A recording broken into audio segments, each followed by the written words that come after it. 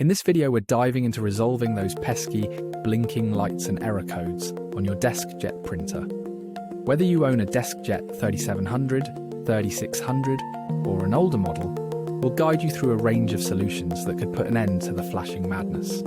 First, we'll decode what those blinking lights mean, and then tackle each possible solution, step by step. First, ensure that the printer is turned on but not printing. Then gently open the cartridge access door. Wait for the cartridge holder to stop moving and settle in the middle.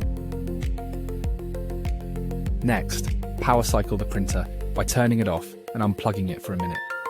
This can reset any temporary electronic glitches causing the error.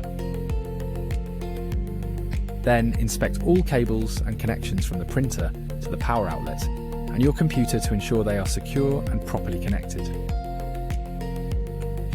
Next, check that there is paper loaded correctly in the input tray and that it is not jammed or misaligned in the device. Look over the ink cartridges by opening their access door.